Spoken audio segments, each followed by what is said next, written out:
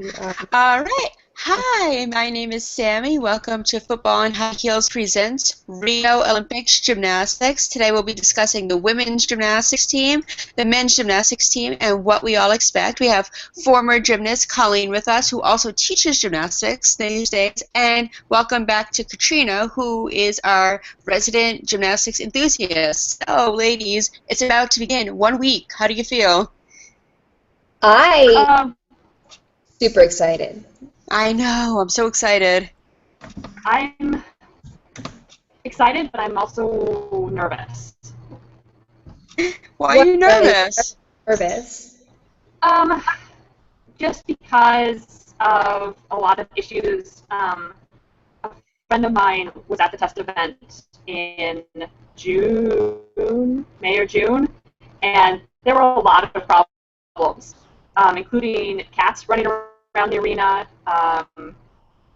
generators going off, that they had to stop the sessions.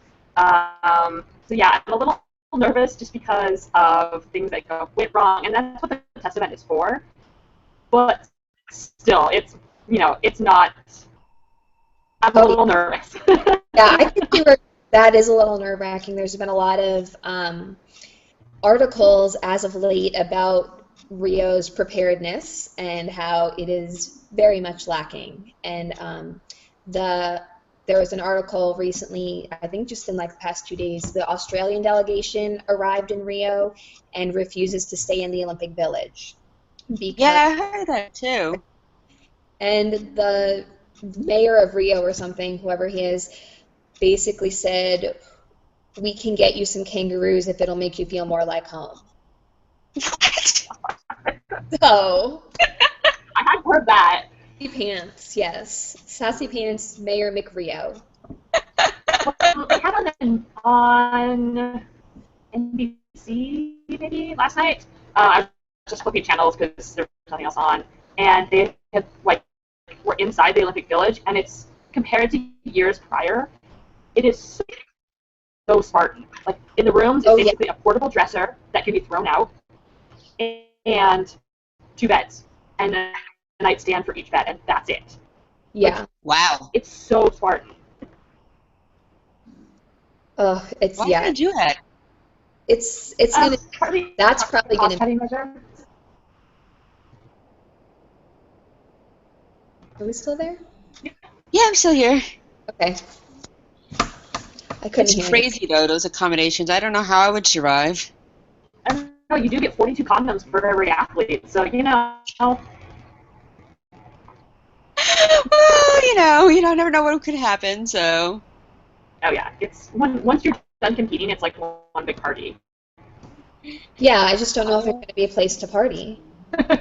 Exactly. Well, from what they showed on the news, outside where the athletes are actually staying, it's got like swimming pools and a bike lane and tennis courts, and like the common areas are fine. There's actually no TV in the common areas. It's kind of like dorm living a little bit, where you have like a bunch of rooms and then one common area, which is really common. They do that at University of Washington. They have a bunch of dorms, and there's like 4 rooms, and then all 4 rooms like merge onto a common area. And in that common area, like in the Olympic Village, there's no TV, so they have to go to the big common areas to watch anything other than outside. Okay, so there are TVs. There's just not like in the rooms. Okay. From what I'm understanding, yeah, there's not TVs like in the actual dorm rooms or in the common areas that those dorm rooms hook onto, but there's other larger common areas for everybody, and those have TVs. Okay. Okay. Okay, that makes sense. Yeah. All right. So, these girls that are competing in gymnastics, I mean, we discussed this a little bit last week, Katrina. Colleen, what do you think? I know you said your daughter has two special athletes that she loves. Tell us about that.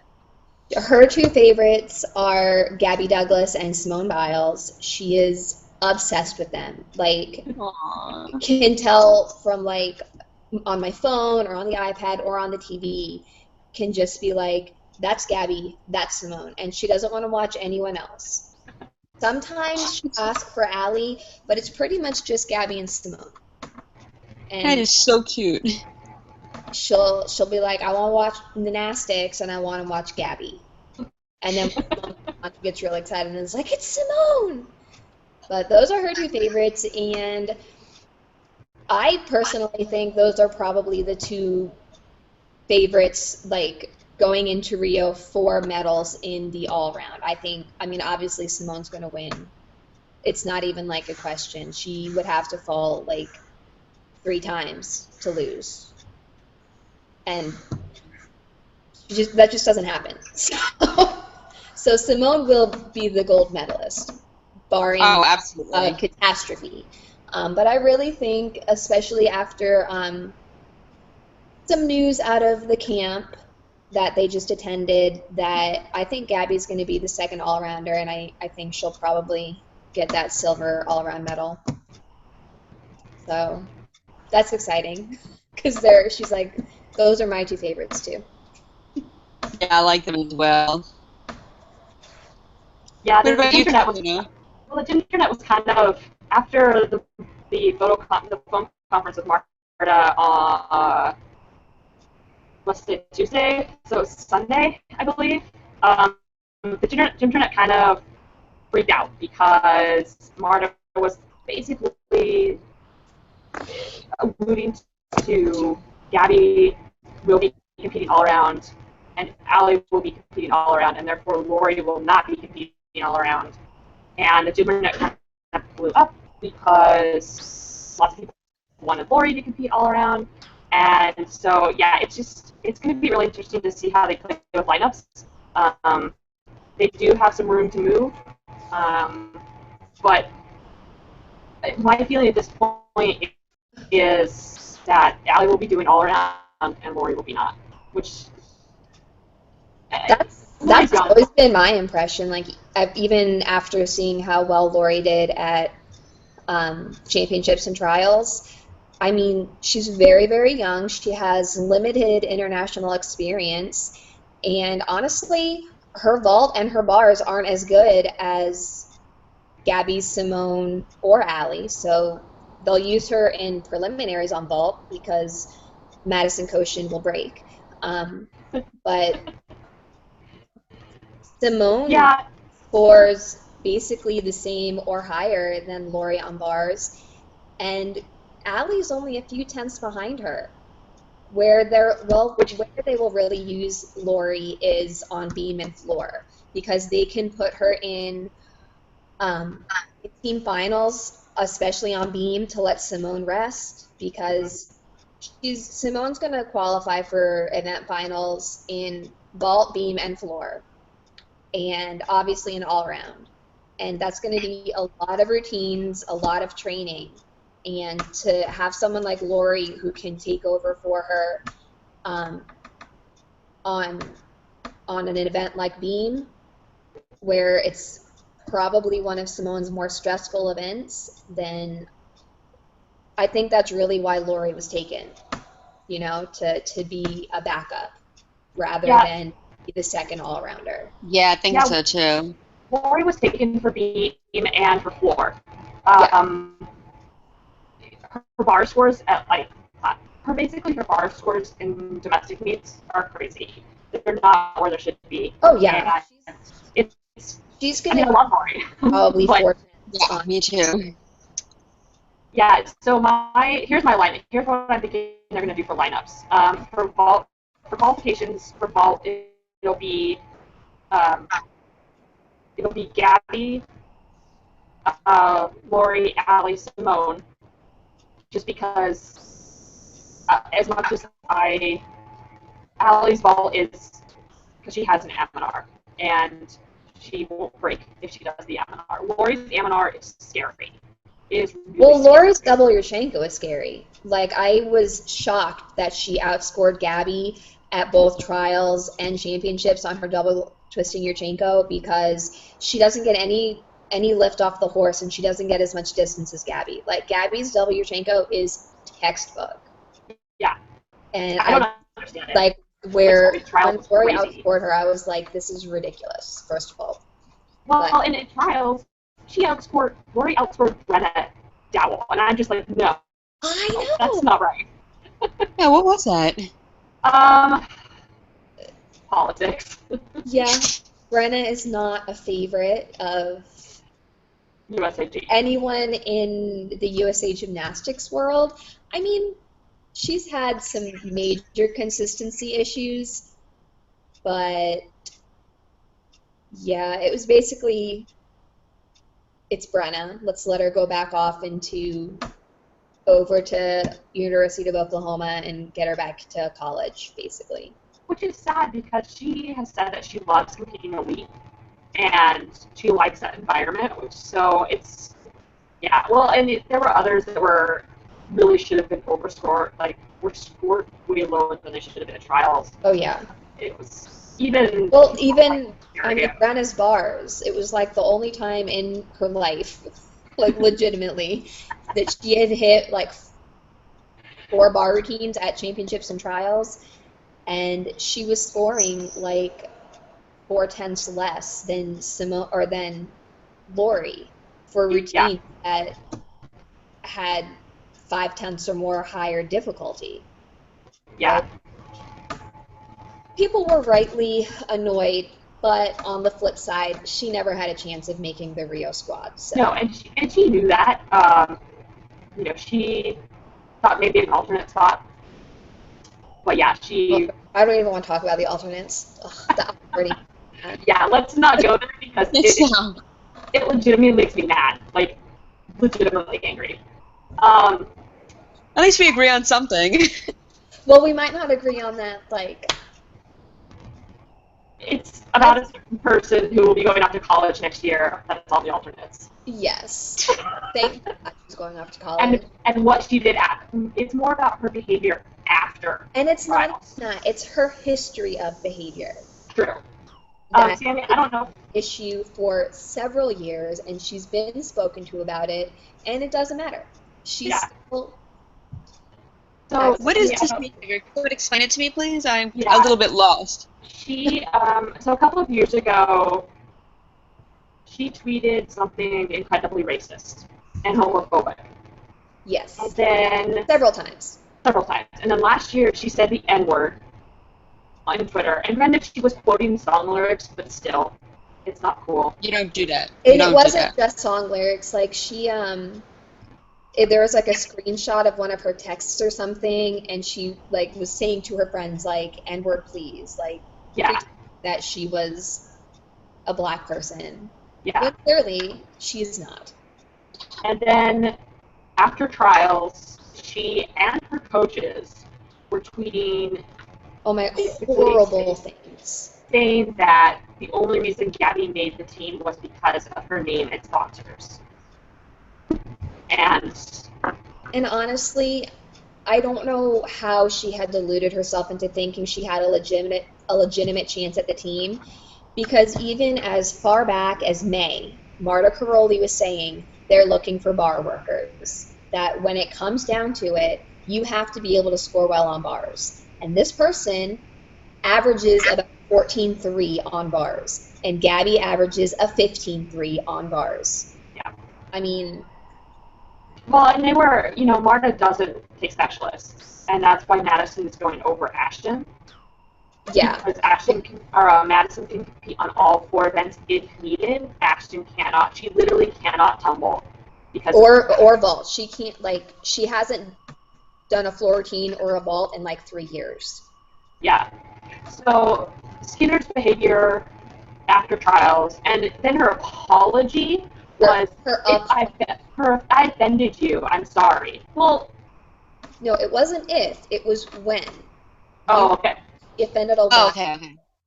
She retweeted a picture that someone else had photoshopped it, but they had taken Gabby's picture out of the team picture and put Michaela's in, and was someone had said this is how the team should have been. Oh my gosh, that's not right at all. Yeah, and she retweeted it, and there were some things on other inflammatory posts that she had retweeted, and I know a lot of people were like, well, she just retweeted anyone who mentioned her, and that's not true. She liked anyone who mentioned her or loved or whatever it is on Twitter. I don't use Twitter that much anymore. But she like specifically retweeted some of these things, and it was awful. And the things that they were saying about Gabby and about her family were awful. Yeah, That's terrible. Like, There's never at the point I'm in a private gymnastics group, and we were all saying, like, how is she still a member of Team USA? Like, especially for the Olympics, where it's supposed to be all about team unity. and that was the thing last year. No, it was right before 2014 Worlds that people were wondering, why is she still a member? Like, how has she not been removed from the national team for saying these things? Yeah. And it was just, I mean, I know USAG talked to her, and she did halfway apologize after 2014 Worlds, but still, it's... The fact that it's been so ongoing is very, very disheartening. I'm going to be very curious to see what happens to her when she gets to Utah. Yeah, that's not going to be pretty. And no, because Utah is all about a team environment. Yeah. Anyway, enough of the enough of the negative. Getting there. What I want to know is, like I said, I've always watched gymnastics and doing Olympics. I've always been a fan. I took gymnastics as a child. But what I want to know is what they're looking for in each section, the all around, the floor, the vault, the beam. What are they looking for when they're judging and eventually giving out a medal? Is there anything specific? Well, since 2005, when they changed the scoring system, where they have a difficulty score, which is what you'll see, like a 6.0 or higher, bars, beam, or floor is pretty good. So that's the D score, and then the execution score is still, out of the 10.0. So you're going to be wanting to look for a 6.0 or higher difficulty score, and probably 8.8 out of 10 or higher in the execution score to have a decent score at anything. To give some examples, Simone on bars, her weakest event, I know Simone is like crazy good on everything, but her weakest event is bars, and she has a 6.1 D score. Madison Koshin is at 6.7 on bars. On the flip side, Simone has a 6.7 difficulty score on beam, and I think Madison has between like a 5.8 and a 6.1, depending on if her connections are there. And the biggest thing they're going to want to look for is really difficult skills connected in a row. That's what's going to get them the D score. And that's what Simone does really well on floor and beam, and what Madison does really well on bars is that she has lots of big skills, like she'll do a giant release move to another release move to a stalder move back up to the high bar, like without stopping. Whereas other people, like her routine looks really short, but it's because she doesn't have extraneous swings in between. Like she doesn't do 13 million giant swings on the high bar to get to a dismount, or like 13 million to go into a release move. She like gets up there, she does all the skills, big skills in a row, and gets off. And she does it with good form and with perfect handstands, and usually with step dismount. And that's what you're going to want to look for. Like the longer the routine, especially on bars, that's not a good thing. You want to... So you don't want to have a long routine. You want to have more of an, I don't want to say intense, but more of a detailed technical routine. Yes. Okay, that makes sense. Bars is the only that doesn't have like a time limit. Beam and floor, you can't go over. Yeah, you also can't. There are only so many skills you can count. It's the 8, right? Yeah. Yeah. So you want to have each skill has a letter value, and so you want to have the higher letter values. The more you can get those in those 8 skills, the better. So Madison's releases are, I think, they're a D and an E, I believe. Is it Jaeger an E? Or is it a D? A Jaeger, I think that's an E. I'll double check. So you want to have those higher letter skills in your routine, in those 8 skills. And those 8 skills count for your score. Each skill has a number value. And those connections to those skills make up your routine. Okay, what are the 8 skills that they generally look for? Like I said, They have to have a bar release, whether that be either a single rail, so like a Tkachev or a Jaeger, or they can be a release between the bars, such as a pack salto, which is a flip from the high bar to the low bar. And they have to do basically they have to have some way of transition from high bar to low bar. So usually a lot of them do either a bail or a overshoot. Usually see a lot of bails just because it's an easy skill. And Yeah. I can still do a bail. oh, I'm impressed. But I can still do a bail. That's impressive. It's really not. It's just difficult to do. And then you have to have a D level or higher dismount. Is that right, or is it a C level? I think It's a D level. I mean, you can do a C level, but you get the deduction. And I think it's like 5/10. But yeah, a D level dismount. And a lot of people, they're not going to do really high level dismounts unless they need it to up their D score. So that's why we see a lot of full twisting double backs and double layouts because, again, they're relatively easy D level dismounts. And the same is true for beam. You have a time limit, but you also have to have a set of 8 elements that get counted for scores. You can have more in there. But on beam, you also have to have an acro series, which is where you like the back handspring to layouts, and you have to have a dance series, and you have to have an acro element connected to a dance element, I think. Yeah, or is it an acro to jump? Yeah, acro to jump. So, and you have to have a turn. Yes. Like a pirouette. Which is crazy and probably the hardest beam move ever. I hate any turns. I can't even imagine. I think I would try it and fall. Really scary. Yeah, I could imagine. Now, what is the time limit for beam? I know you said that's one of the ones with a time limit. It's 1:30. And the buzz, like when they get a buzz, like right before their dismount, that means they're at 1:20. And then, so they have like 10 seconds to dismount the beam. And if they don't dismount in that time, then they get I think it's still just a 1/10 neutral deduction. Yeah. So.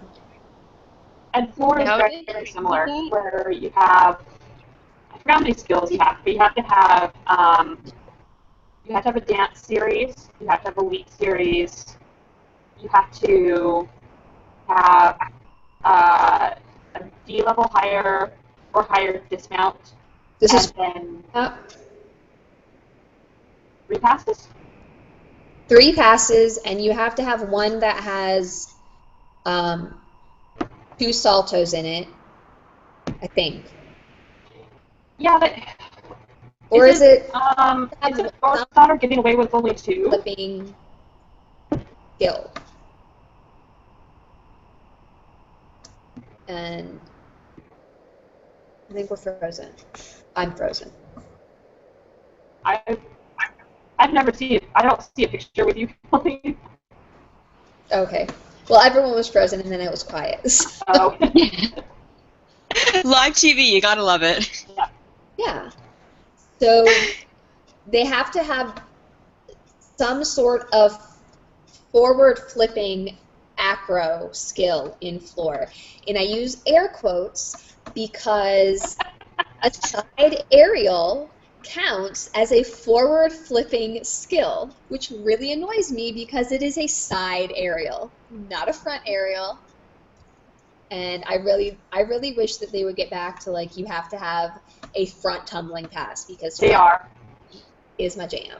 They are, in the next code, that is in the code of points, you cannot do a single, I forgot what they're calling it, a single move basically as your tumbling pass. Yes. And they're calling it the Simone rule because Simone does that. Just Simone, though. Yeah. Like, Simone pretty, does but it. it's... Maggie Nichols did it. Larissa Yorticate does it. Lots of people do it. Yeah. Yeah, I mean, Yeah. it's... I think Gabby does it. Yeah, I think she does too, yeah. Did. I think it's not in there anymore, but I could be wrong about that. I tend to ignore floor other than Lori because it bores me. I'm trying Yeah, to Floor's my think. least favorite too. Does No, Lori has a front tumbling pass. Yeah, she has a That's double that's radian. the goal. Yeah. And doesn't she do front twisting? Doesn't she do like a... She does a front 1.5? Or is it front? She does the front double, doesn't she? Front double through to front full, maybe? I could be wrong. I could be thinking of someone else. I could be thinking No, of... she does. Because I think it's her second pass. She does I think the Arabians first, and then she does the... Arabian gives me life. Yeah. So pretty. Her Arabian is so close to Ivana Hong's that it just, yeah.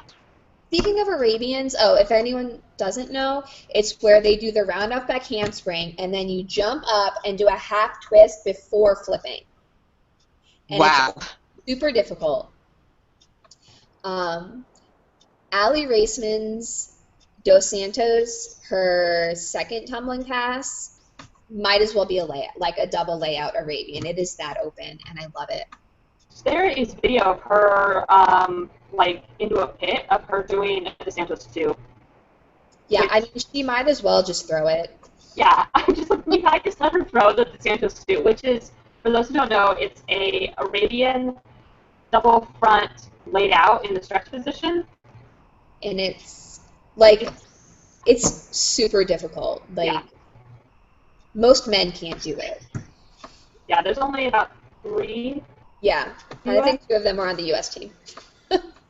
Yeah, and then one is a Brazilian who's on the team again, yeah. Which is hilarious.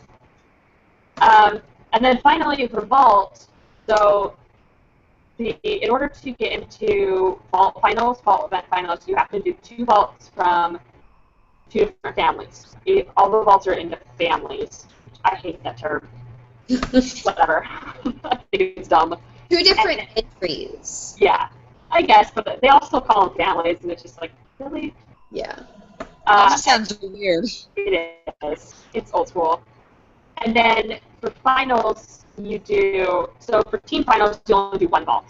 And then for event finals, they'll do 2, and they'll average the scores. Yes, to get you into finals, they'll average the scores. In team qualifications, you'll do the 2 vaults, but your first vault that you do, if they do 2 vaults, like Simone will do her Aminar first, and then she'll do her. And for team qualifications, they will count only her Aminar score for the team score, and Why did I do that? And for her all-round score. But she'll do Why this. did I'm confused about that.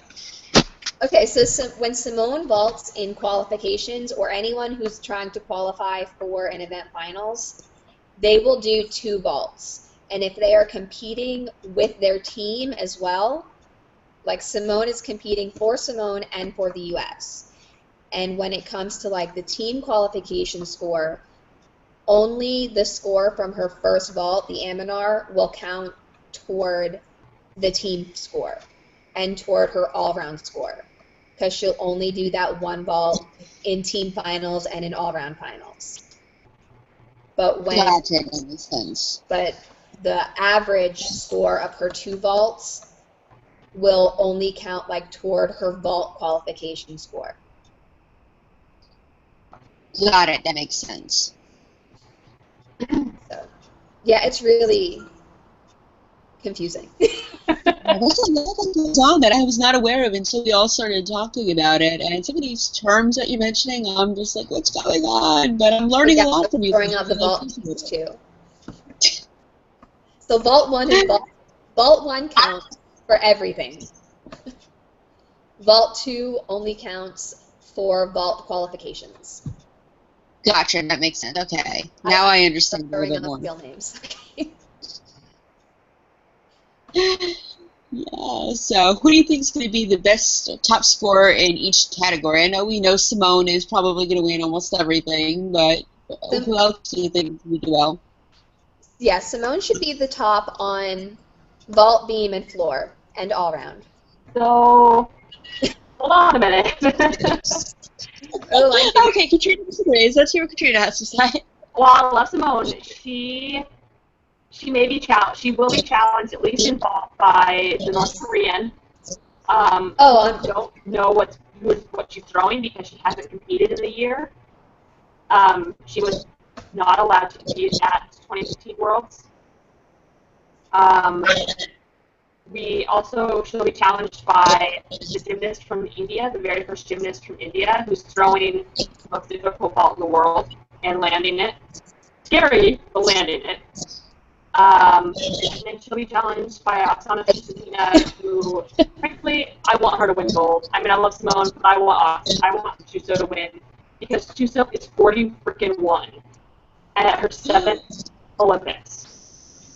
I want Chuso to medal, but I've been following, we're friends on Facebook, and I love saying that because it's so.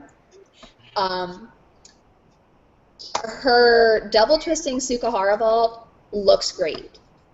Her Prudnova it's probably the best one being thrown right now, but it's a butt scraper. I mean, there's literally points of deductions, not tenths. Yeah. Yes, she'll have the 7.0 start value, but it's just not clean. No. And that's where Simone is going to win. Even if the North Korean girl, I forget her name, something Eunjong, I think. Yeah, Eunjong. Yes, they will have probably the same start values, and she might throw an even more difficult vault.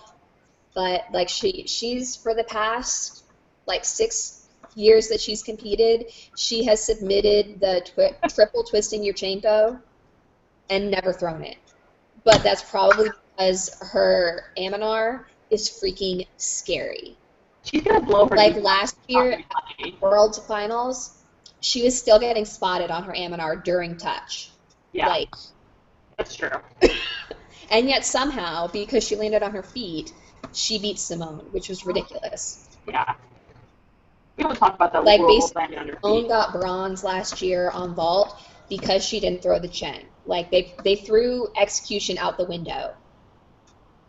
And we're just going to give this to the two girls who threw the highest difficulty, even though their execution was crap. Yeah.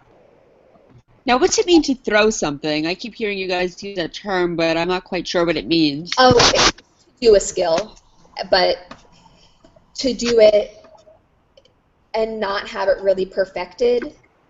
One of Simone's trademarks, the reason that this is the first year that she's done her more difficult second vault is because she will not do a skill in competition unless she has 95% accuracy during training.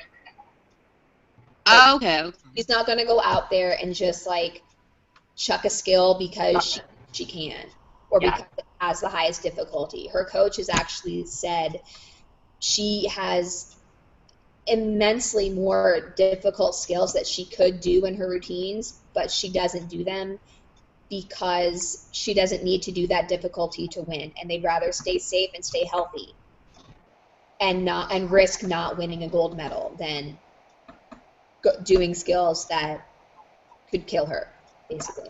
No, that makes sense, and I actually commend them for that because there's so many things that can go wrong. I know it's not the same, but I don't know if you ladies watch America's Got Talent. They have a danger act where they do something, but they throw it and they take so many different risks, and I would never want to see any of our girls take, or any of them that are competing for that matter, take a risk like that.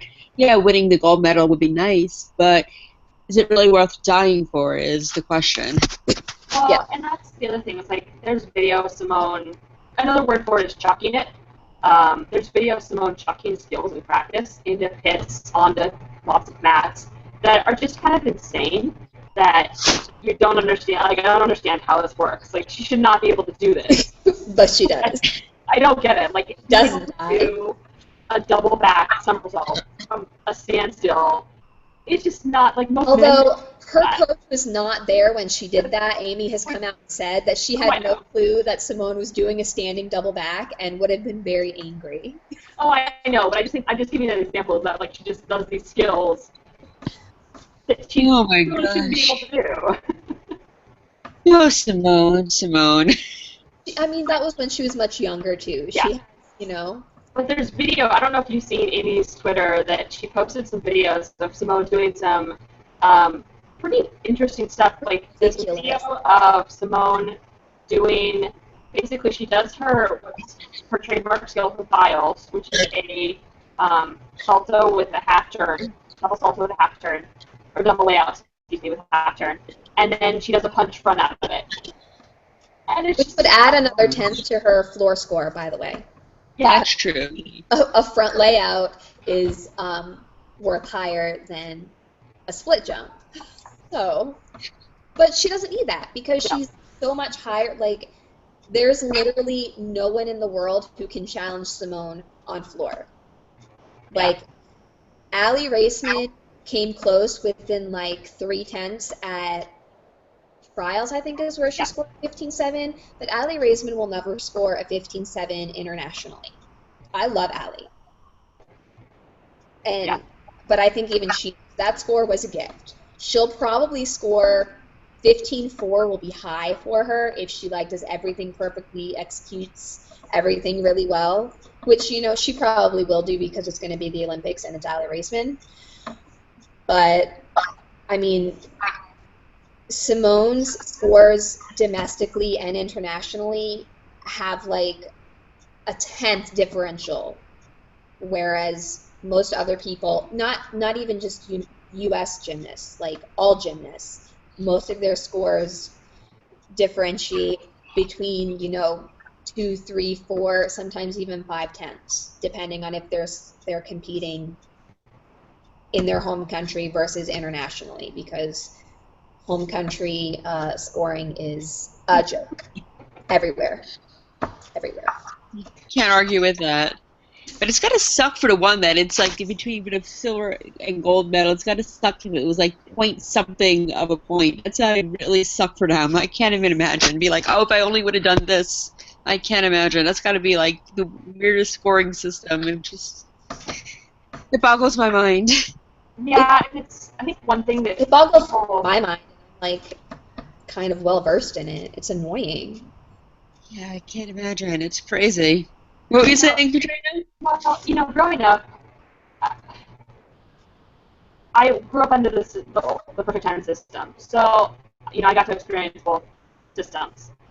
And I like the system because it does allow for more, you know, flashier stuff. But at the same time, I miss compulsories. I want them back.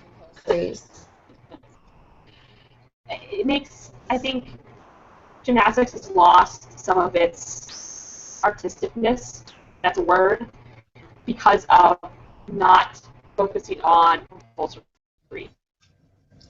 I don't know and that so history. I think the lack of it lost a lack little of focusing like basic on technique. skills.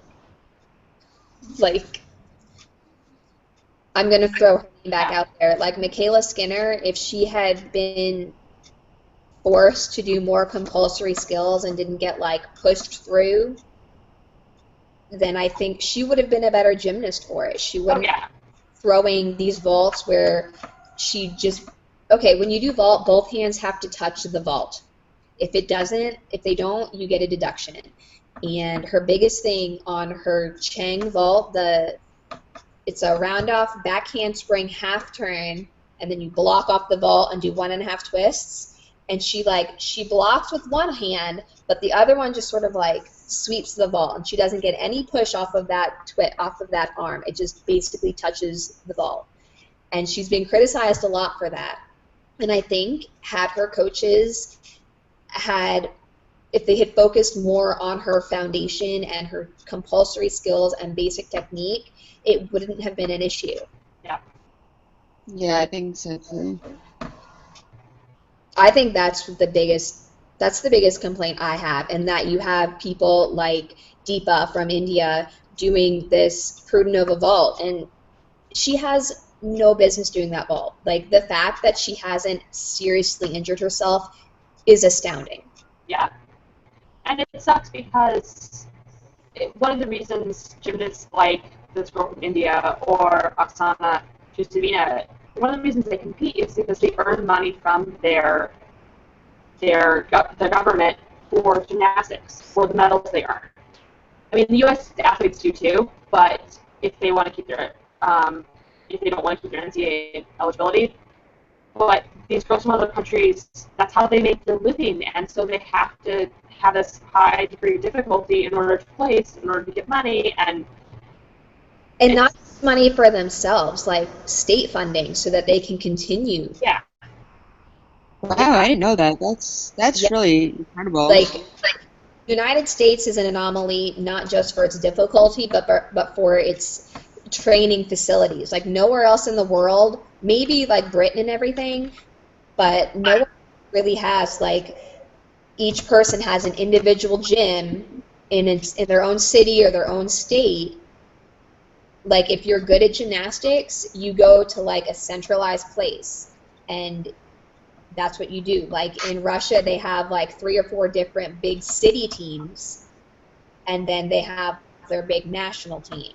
And to be chosen for like a national team or their Olympic team, they do like I think they call it regionals or something, but they have like a team from Moscow and a team from St. Petersburg and like all these different teams that they compete. And they live and breathe gymnastics together, and like they're taken away from their families because of it. And everything is state funded and government funded, whereas gymnastics is all privately funded. Like, we get nothing. But that's why most gymnasts come from sort of affluent families in the United States. Oh, yeah, for sure. The USOC does have funding for gymnastics, and the USAG does fund the athletes. Yes. That money does go to pay for basically travel to the ranch every month. Yeah, it's like nothing. They get like $10,000 a year or so, and that basically, it covers travel expenses. Pretty much. And it's like the amount so that it won't count as accepting money, so it doesn't affect their NCAA eligibility. Oh, wow, I had no idea. That's crazy. I can't believe it. But that's a topic for a whole nother. Yeah, we can do that in another broadcast. We can have a whole big thing. Yeah, I'm learning so much from you ladies. Like I said, like I always watched gymnastics, but I never knew it was this intense. And I just thought, oh, vault, bars, floor, whatever. And I had no idea how intense and everything that went into it. So you, Carlos, completely opened my eyes. I appreciate it. Yeah, and I think it's important for people to know it's not just a 4-year Olympic sport. Like, this is, for me, I live and breathe gymnastics still. And you teach, right? You teach gymnastics. I teach like a mom and me class. I used to teach like as a living, and then I got, I would still get injured coaching, and it still took a toll on my body. So I stopped when I got like a big girl job. But I mean, I follow every year for, nationals and all their like championship. They have like a nationals, they have in classics, that's what it's called. Plus, training camps to get selected for world's teams or other international competitions. And there's people like probably Katrina and myself where we follow all the time. Like, we know who's going to be on which team just based on what they've done. Like, I think for fans of the sport who continue following it, this Olympic team was not a surprise. Like it was chosen back in April, basically. Yeah, Katrina and I were discussing that. She guessed it from the get-go. I mean, you were like, it's going to be this, this, this, and this, and I disagreed. Remember, I disagreed. I thought Reagan was going to be in there for sure, but you proved me wrong. Reagan, I feel like, is lucky she got an alternate spot. Basically said, but yeah. I hate Sanders, but sometimes I think she got her alternate spot because Kim Zmaskal is her coach. Thank you. I'm glad I'm not the only one who thought that. I mean, I love her. I love her. She is adorable, and I think she's going to be great for USA Gymnastics in the future. Mm-hmm. But I think, personally, her gymnastics still looks very juniorish, and not because she looks like she's 12 years old rather than 16, but because they still play to that cutesy. Like, I don't like her floor routine. It looks like the floor routine I did when I was 10.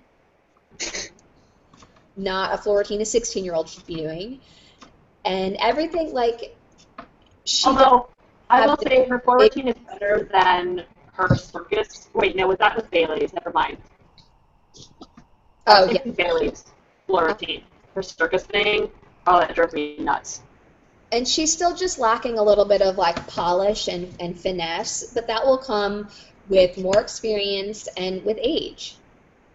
Oh, absolutely. And you know what? I'm actually, as much as I love her and I kind of wanted her to be on the team, I'm kind of glad she didn't because she is so young. And that's a lot of pressure for someone our age or someone Gabby's age. That's a ton of pressure. And at 16, she doesn't need that pressure. She could go and keep training and working really hard. And then maybe in 2020 she'll be able to be in there because she'll be a little older, a little more mature, have the finesse that Colleen just mentioned, and she'll be more mentally ready too. Yeah. And it's funny that you say that because Lori is 16. Lori just turned 16 in June. And she's just one of those kids who has a good head on her shoulders. Like, she doesn't let anything faze her. Like, she walked in, and I remember her interviews, and she was like, yeah, this is the biggest meet of my life, but it's just a meet. Like, I just need to go in and do what I do in practice. I know what I can do. I know what I'm capable of. So the fact that she can think that, and she got a lot of media attention, especially after nationals, and just it didn't faze her. In fact, I feel like she did even better after the media attention. She just sort of like thrives for that pressure. It's amazing that the age is so different. Yeah. And I think that comes from, a little bit comes from different coaching. But I also think just, I don't know, the way that Kim coaches, the way that Kim and Chris, coach is a different style than the way Maggie, I forgot her last name, the way she coaches. Thank you. Yes. So I think that plays a real big part of it. That's true too. Yeah, I think the coaching has a lot to do with it as well. Had Lori and Reagan had the same coach, would the outcome have been different for the U.S. team? I don't know, but I think you're right. The coaching does make it all the difference in the world. Yeah. So, what we stopped talking about was the Olympics. We're almost out of time, too. It's crazy. So the Olympics begin next Friday, the opening ceremony. It's also my brother's wedding day. Like I told Katrina, I'm so excited for that. I get a new sister-in-law, and I love her so much. So I will be missing the opening ceremonies, but for a very good reason. So the girls. Sorry? The girls, the gymnasts won't be at the opening ceremony. Yeah, that's right. Yeah, we were just discussing it last week. What's the reason again? I don't remember. Because they have to stand out there for 5 to 6 hours. They have to stand before they get into the arena because they have to wait and walk in. They have to stand there, and then they have to stand. They can't sit in opening ceremonies. So it's a long night. And the men compete the next day and the women compete the day after, but they still have training all the next day. So Colleen, are you a little bit surprised that Romania chose Catalina as their flag bearer? No, You're not, no. even though she's their only hope for Indy medal. Not really. I mean, it's Romania. Nothing they do surprises me anymore. She's got you there. She's right. She's right. That is true. So Romania just makes me sad and makes me cry. I'm honestly, I mean, I know it's going to be a long night for her, but the chick like came back basically in 8 months and started throwing full difficulty. That's true. I actually think being there and like having that honor, I guess I wouldn't really call it an honor. I'd be like, ugh, why do I have to carry this? That's probably why I'm not an elite athlete. I think it's good for her. I think it'll give her the chance to really experience that, and she'll probably just sleep the whole next day. Yeah. And come really refreshed to qualifications. Did you see that she, on her Instagram, she threw her Chizovina? What? I didn't see that. Yeah, on her Instagram. Oh, yeah, I did. It's a full twisting double layout on floor. It is one of the highest. It looks weird. It's ugly, but it's there. So we'll see what happens. She could be a wild card for beam and floor for a medal, but I think just getting qualifications for her is getting through qualifications. Yeah. I mean, after they just had a competition this past weekend, Romania, Germany, and Switzerland, I think, and their other gymnasts have taken to Rio, Larissa Yortake, she's coming back from a pretty serious hand injury, and she looked a mess. Yeah. Like, a lot of people were surprised that Romania chose Catalina like a month ago after nationals or something, and they were like, you're going to be our person in Rio, and Larissa's going to be our alternate. But after this competition this weekend, like, Larissa had a really scary bar fall. Oh, yeah. Her score was a mess. Her beam just wasn't up to snuff. I mean, last year Larissa was up the bronze medalist in the all-around at Worlds, and this year, if she'd competed like she did last weekend, she would have been like 12th. Like, she dropped, I want to say, 3 or 4 points off of her. That's sad. That is sad, yeah. I think a lot of it, she was also tired. I mean, she had a trial, and then they had nationals, and then they had this competition, and it's a lot. And if you're coming back, a lot. And she's not well conditioned because she's coming off of 2 major surgeries to her hand. Yeah, and she on her bars dismount, she actually was limping off the mat. It was, yeah. Yeah, it was bad. It was scary, and that is scary. I couldn't imagine it. Like when she good idea for her to be there. She like limped off the mats after her dismount. It was just like, oh crap, now Larissa's hurt again too. Great. Oh, poor thing. So, well, I wish her the best. I hope she doesn't get injured anymore, and she gets through this with getting hurt or anything like that, and she just gets through it and does a good job, because I can't imagine being that injured and trying to compete in the Olympics. yeah. So. Well, we are about out of time. Ladies, it's a pleasure to have you on, and I do want to have you guys on next week right before the Olympics, and maybe we'll talk about the Olympics and what else we could expect. We'll get a little more into detail, and maybe we'll hear some spoilers about what's going to be, each girl is going to be doing, and maybe talk a little bit about the men. Colleen, you follow that more than I do. I follow for the cute guys in the tight little pants, but what do I know? I just want to say, John Orozco just posted a photo this afternoon, and I'm just in tears because it still makes me, like, I'm tearing up thinking about it. John Orozco has gone through so much. His mom died last year suddenly, and then he injured his Achilles tendon and like lost a season. And then he was chosen kind of surprisingly for the men's team, and last week he tore his ACL. again. Again. Yeah. Second time in like 2 years. And Oh, gosh, poor guy. it, like, just the saddest thing. Like, why does this stupid stuff happen to really good people? Like, no one really deserves an injury like that, but especially not John Orozco. Like, Exactly. especially not. So, and so, yeah, We're sending him it positive sucks. vibes and love. You know, I mean, I know he can't compete anymore, but you know, maybe he'll get better luck. You know, sending him positive love and vibes because he deserves it. He's wonderful. And very nice And I to hope get you. competing. What? So, I hope he keeps competing. Like, I hope he Yeah. heals and continues in gymnastics, as he's young. Yeah, how old is he? I think he's in his 20s, right? Yes. 22 or 23, I think. Somewhere in there. Yeah, he's a baby yet. He'll be fine.